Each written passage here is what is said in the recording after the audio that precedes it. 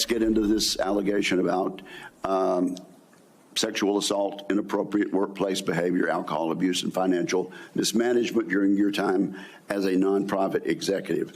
I should note that the majority of these have come from anonymous sources in liberal media publications. How many push-ups can you do? I did 5 sets of 47 this morning. Tell me something about your wife that you love. She's the smartest, most capable, loving, humble, honest person I've ever met. In addition to being incredibly beautiful. Don't forget about your kids. I'm supposed to talk about my kids? No, well, she's also the mother. Oh, an amazing mother. Yes. Of our blended family of 7 Brother, kids. I'm pulling you along. I'm trying to help you here. What makes you so awesome? Republican senators on the Armed Services Committee did their very best to help out Trump's pick for defense secretary, Fox Television's Pete Hegseth, during his confirmation hearing today. Even the chairman, Roger Wicker, played down the various allegations against him as just anonymous sources in liberal media. Despite the fact that the sources behind some of these accusations include a woman under an NDA, Hegseth's former colleagues at Fox, and even his own mom, who wrote an email in 2018 saying he had routinely mistreated women.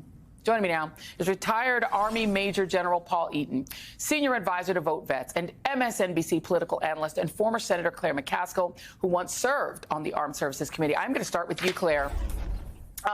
They did everything but walk over and hug him, the Republicans.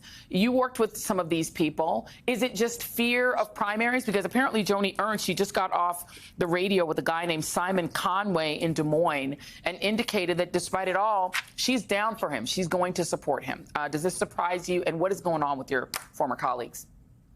Yeah, I'm disappointed in Joni because Joni, first of all, knows about women in the military and the challenges they have faced because she lived it in some painful ways. So I'm disappointed she's overlooking some of the obvious character flaws this man represents. But the thing that's really ironic about today, Joy, is that they're trying to say that he needs to be Secretary of Defense to clean politics out of the Pentagon. And what they're in doing for the first time in history is they're making the confirmation of Secretary of Defense a completely partisan exercise. Never before in the history of the Armed Services Committee has a nominee refused to meet with the members of the opposite party. Never. The FBI background check, incomplete, not thorough, but not shared with the Democratic members of the committee. The way this whole thing came together was them saying to the Pentagon and to America's military, take a side.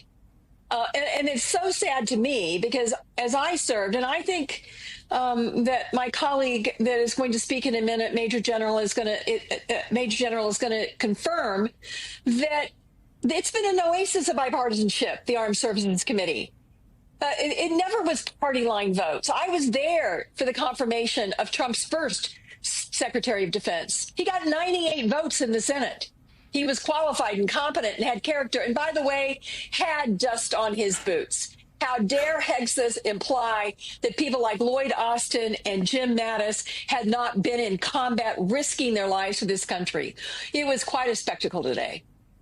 Yeah, Major General Eaton, is this someone, Pete Hegseth, who you would promote if he were serving under you? Oh, knowing what I know right now, it's a very easy no. Certainly not. I can't speak about what his qualities were while he served on active duty.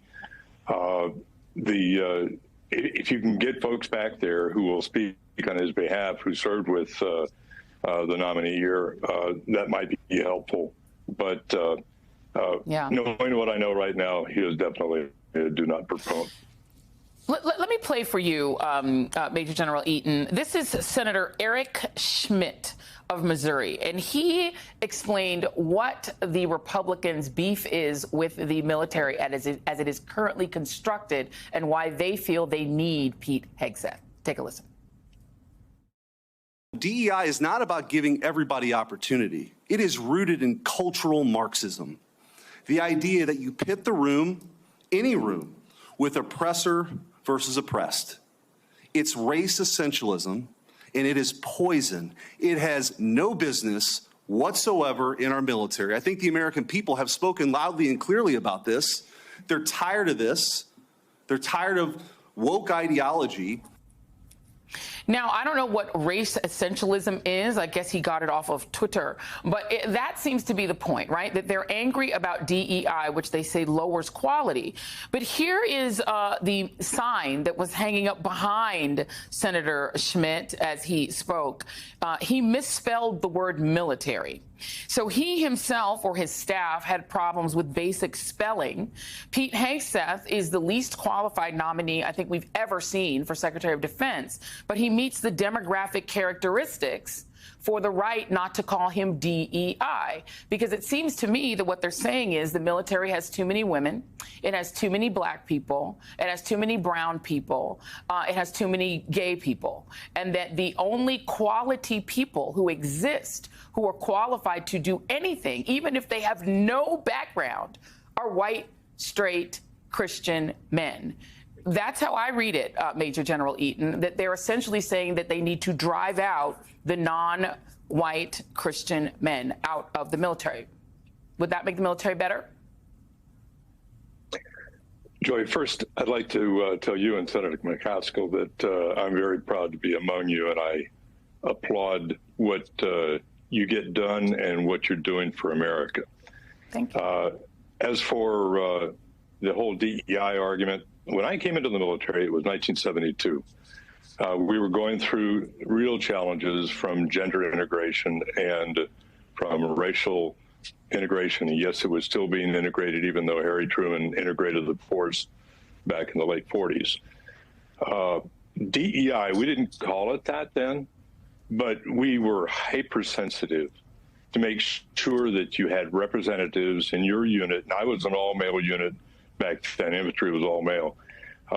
But I had some real challenges with American society, with coming out of Vietnam, and racial integration. And thank God I had a black first sergeant when I was the company commander, because between us, we were able to pull that off, maintain combat capability, yet make each component of your force feel valued and respected.